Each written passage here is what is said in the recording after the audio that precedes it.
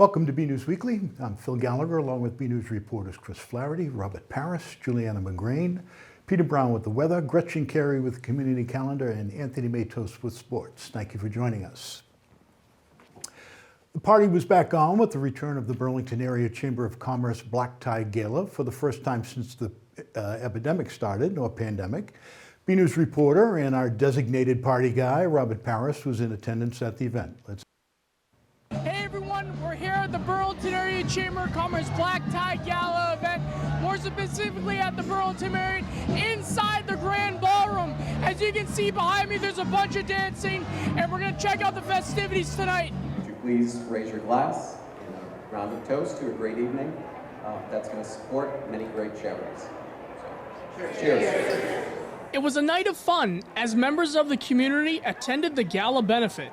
BACC President Rick Parker and others were thrilled to be back to it after a few years on hiatus. We're glad we're all back under one roof at the Boston Marriott Burlington.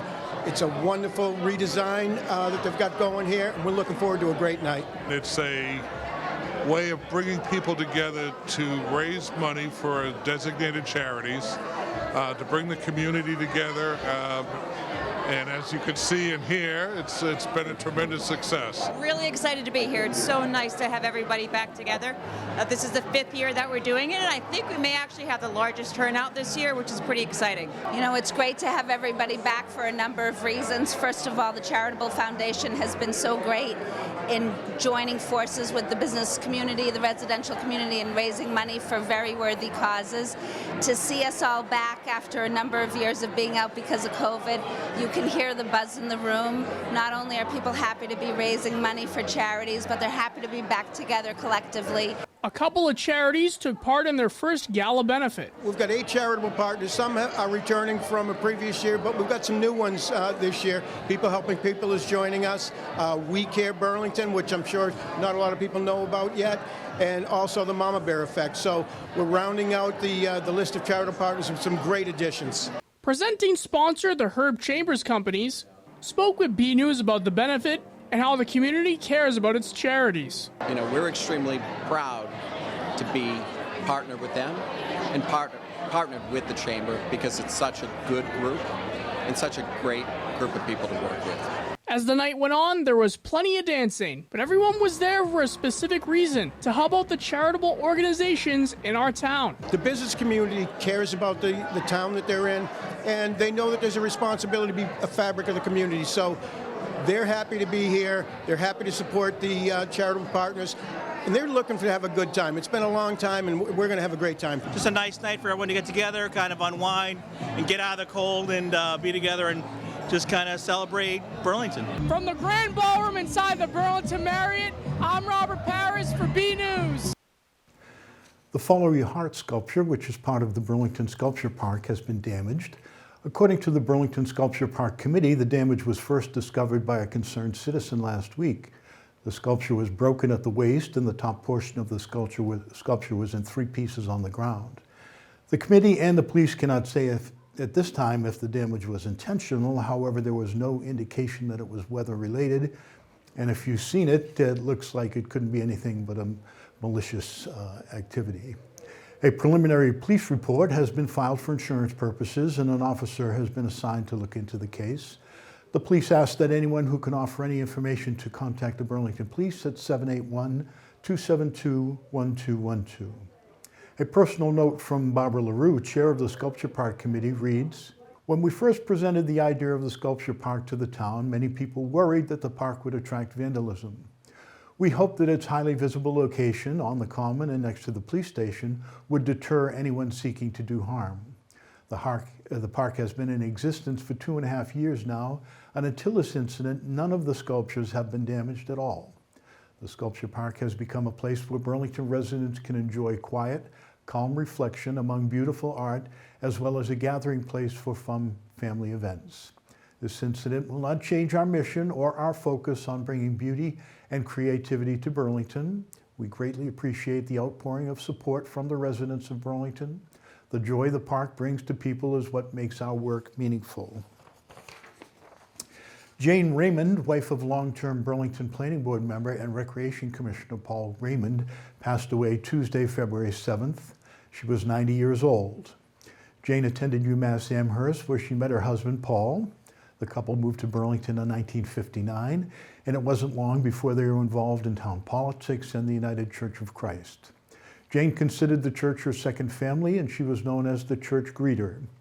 Not many people entered the church that Jane did not welcome and immediately include in the church.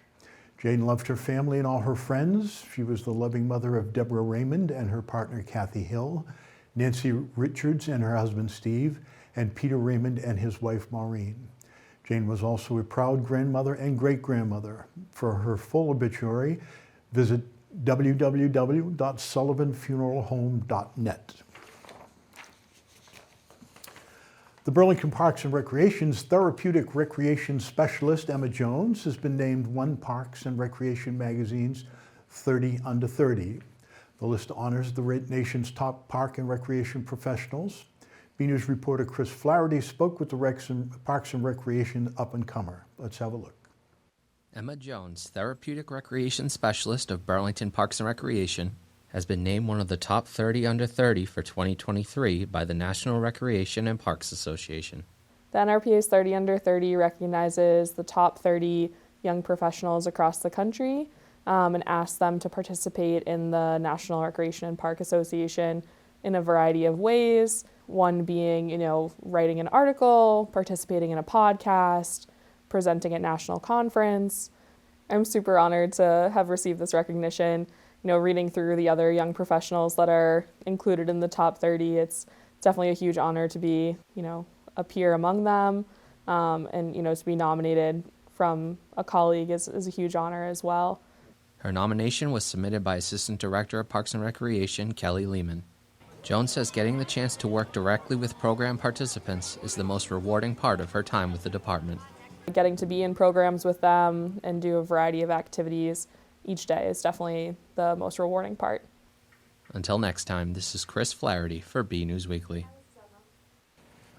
The town of Burlington is seeking your input on the second phase of the Mall Road rezoning initiative. A community forum will be held Wednesday, February 15th at 7 p.m. with an online meeting led by consultants from Brovitz Community Planning and Design and Dodson and Flinker. Last year, a forum was held to create a vision for the corridor, the Burlington 128 concept plan. The focus of this meeting will be to refine and develop a zoning framework.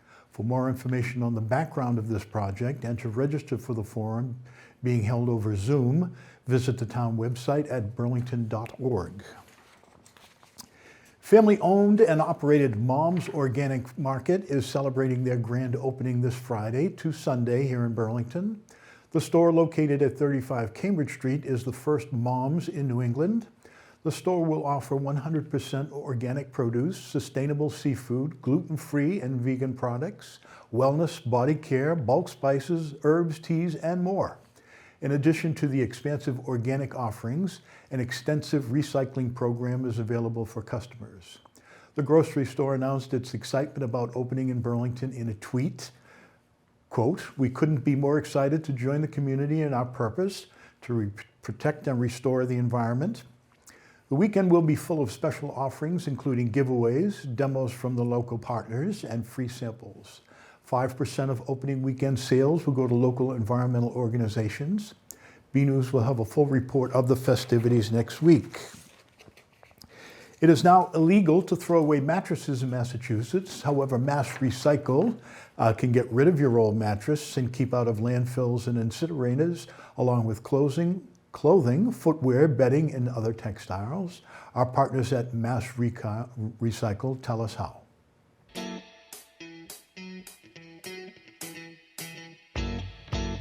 The Department of Environmental Protection rolled out a mattress and textile waste ban. That means that you can no longer throw these items into your trash. The DEP's job is to make sure that we have clean air and clean water, and they do this by regulating our waste. Mattresses take up a lot of space, and so neither the incinerators nor the landfills want them. And there's also a lot of material there that is very useful. So something like 80 to 85% of a mattress can be recycled. That means that we can recapture that wood, metal, fabric and padding to do something else with. There is no good reason to be throwing these things in the trash when we could be making use out of all of that material. The only mattresses we do not recycle, and that you should not recycle as a resident, are the ones that have bed bugs. Burlington has paired with the mattress recycler UTEC. They're an organization that has a strong social mission. They train disadvantaged youth to learn how to not only take apart mattresses, but run the entire business. If you have a mattress and you would like to have it picked up, please go to the burlington.org website and then go to trash and recycling. And under that, you will find the UTEC phone number and call and make a date with them. Please do not put your mattress out with a donation bin. This is not only called illegal dumping, but it's the donation company itself, the charity that it is next to, it is going to have to pay for that mattress to be disposed of. And usually it ends up being wet and destroyed by the time they come to get it. Mattresses should not be put out with recycling bins. It is not that kind of recycling. It's a separate pickup. Clothing is actually a pretty wide category of things made out of textiles. So it includes things like your curtains, your throw rugs, your towels, and bedclothes, any kind of blankets, sheets, as well as regular clothing. And you should be able to throw in clothing that has things like a button missing or a broken zipper, things that you think are too worn and nobody would wear. Please throw them in anyway, as long as they are dry and not mildewed. In general, there's going to be a lot of textiles that arrive at the donation bin, and a good portion of them will be sold to be used again or donated to be used again. There will be another good portion of them that, in fact, is what we call downcycled. They couldn't be sold because they were missing that button or that zipper, but at the same time, they will get cut up into rags for painters or mechanics. If the fabric is the wrong kind for that, or if the pieces are too small, they will downcycle it again and use it for stuffing for things like car seats. So it all gets a second life. Really, it makes a lot more sense considering the energy and resources that are used to create clothing in the first place and mattresses, that we give them a better life and make them into something new. Please do not put your clothing into a recycling bin, okay? So the one at the curb is not for your clothing. It is for bottles, cans, papers, cardboard, that sort of thing. Instead, we would like you to take your clothing to the nearest donation bin. There are bins in town from Bay State Textiles near some of the schools, and those will actually pay the school by the pound. So you are donating to our town as well as donating their clothing. If you have a lot of clothing or you can't get out to the local bin, please call Big Brothers Big Sisters. That's the other organization that we have partnered with as a town.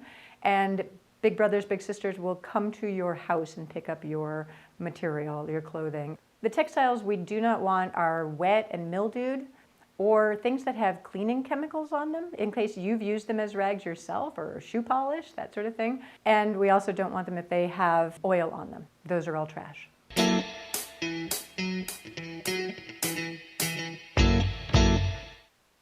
That was BCAT's member of the Board of Directors, Gretchen Carey, bringing that report.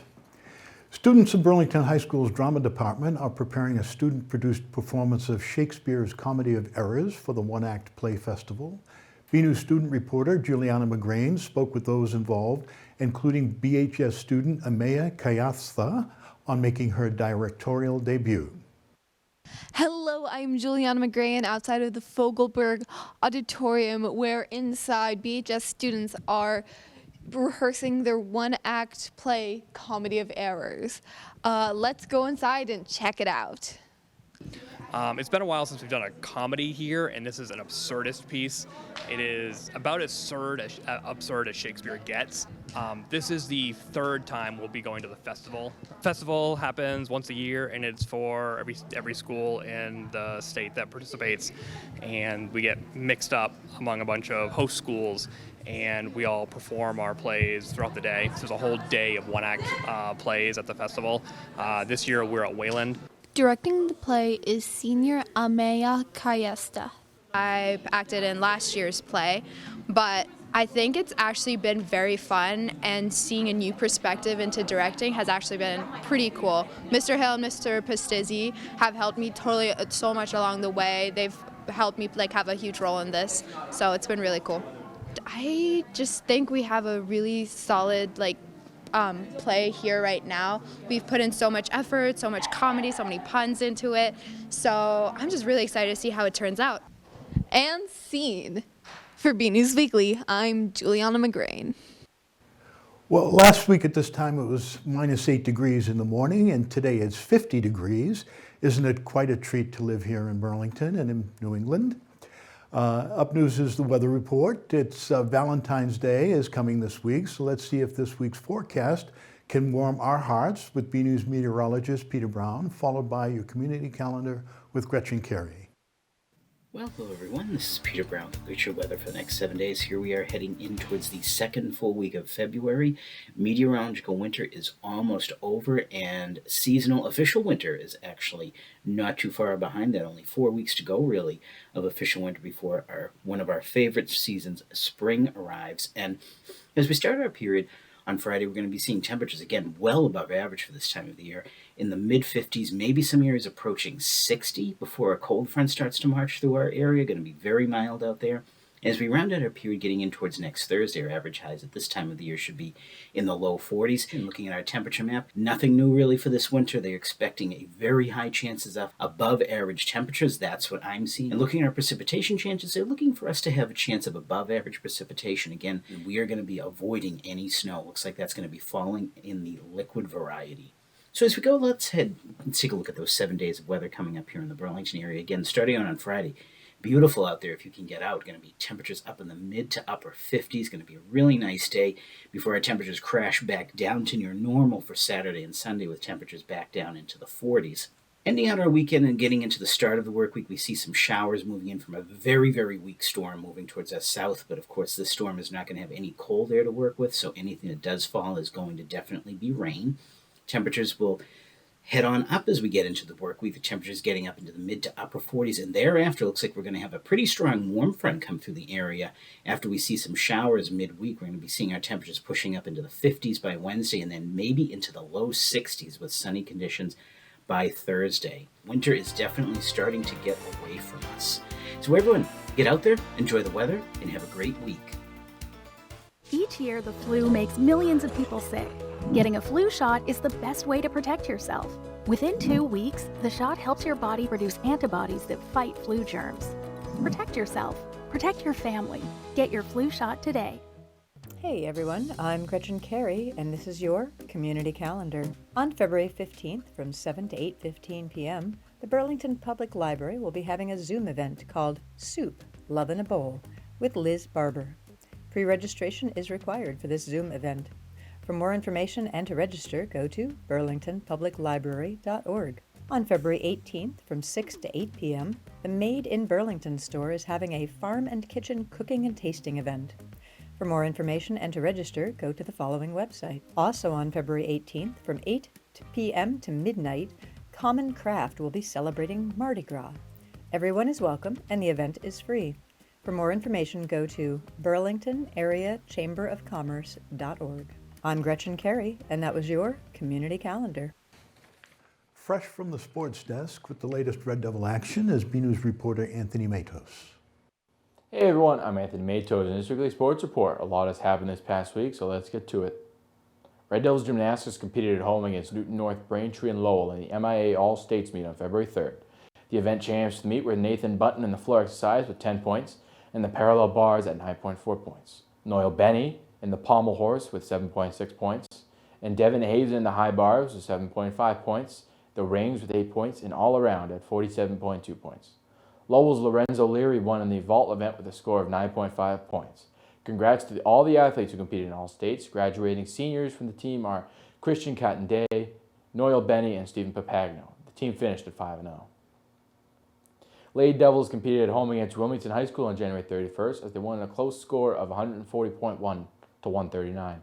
The ladies won 137.15 to 122.55 against Stoneham High School on February 7th. They'll close out the season at the league meet on February 13th. Burlington is now 7-1. Girls and boys basketball had games on February 3rd and 7th against Watertown and Melrose. Against Watertown, the girls won by 6 points, 42-36. The boys lost to the Red Raiders, 53-48. In Melrose, the girls won by 13, 53-40, and the boys lost by 5, 59-54. The girls are now 7-9, and the boys are 12-5. Girls hockey had a big blowout win against the combined team of Lexington and Watertown 8-3 on February 6th. On February 8th, the team competed against the combined Stone and Wilmington team at the Ice Palace, where they were shut out 3-0. Burlington had 2 games of the weekend against Wilmington on February 4th and Walpole on February 5th.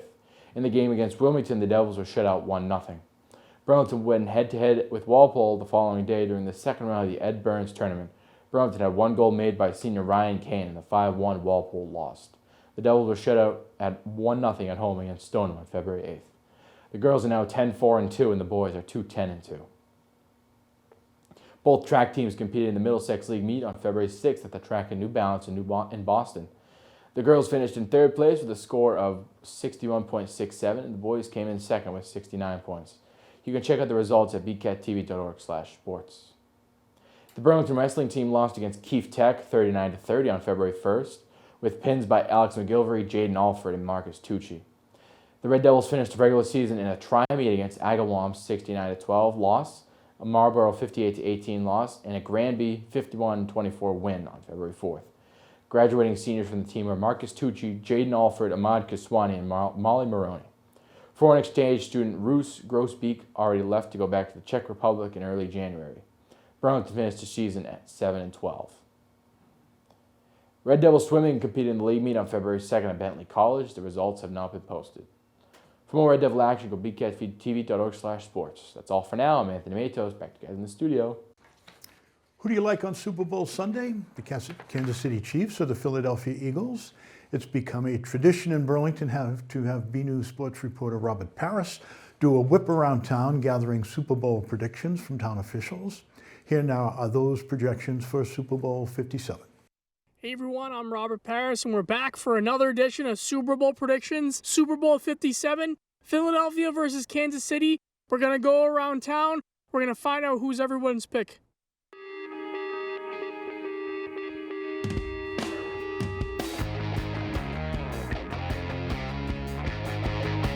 I'm going to go with Philadelphia. I think they get a better defense. They can get to the quarterback. I have family in Philadelphia, and family in Kansas City, so it's I don't know. It's going to be like choosing your favorite kid, but I have to go with Philadelphia. This year, I'm going with the Eagles, Philadelphia.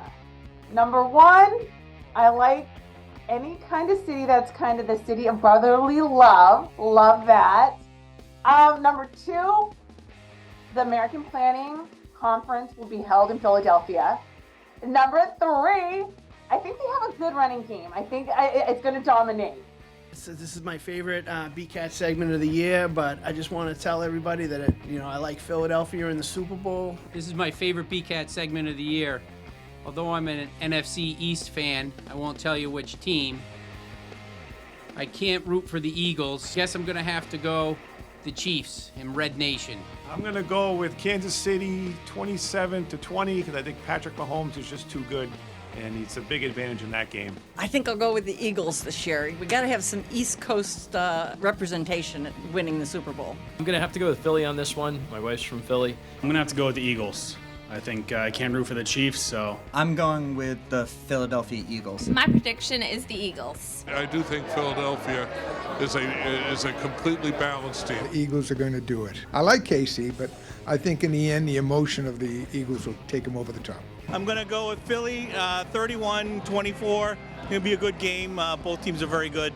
I think Kansas City and Mahomes are going to take the whole thing.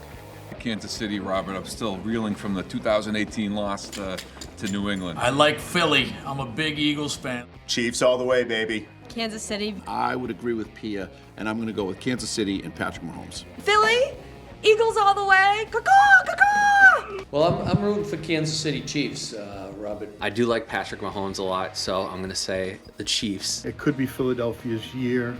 I hope they don't burn the place down if they win or they lose. I'm here at Robert the Dog, and he's going to pick his Super Bowl 57 prediction. And he picked the Kansas City Chiefs. I am here with Rocky, and this is the service dog in training. He's going to pick his Super Bowl predictions. He picked Kansas City. I'm here with Scooter, the service dog, and he's going to give his Super Bowl 57 predictions. Looks like he picked Philadelphia. It looks like Philadelphia is going to be the winner. And for everyone that participated, thank you very much, and hope you all enjoy the Super Bowl. Another week, another photo to highlight. This week's picture was taken by Burlington Conservation Administrator John Keeley, who caught the sun rising over Mill Pond during a morning walk. It's good to see the pond is up a little higher. The photo shows a fire and ice contrast with the blazing sun over the icy waters of the reservoir. Thanks for the photo, John. We'd like to see your photos. They could be of your outdoor activities, family and pets, the weather, sights around town, or anything else you'd like to share. Email your photos to bcat@bcattv.org with the subject line Photo of the Week. We leave you now with scenes from the annual Help Us Teddy Bear collection. They collected nearly 1,000 teddy bears for children who need them. And that's it from the news desk here at BNEWS Weekly. I'm Phil Gallagher, along with Chris Flaherty, Robert Paris, Juliana McGrain, Gretchen Carey, Anthony Matos, and Peter Brown. Thank you for joining us.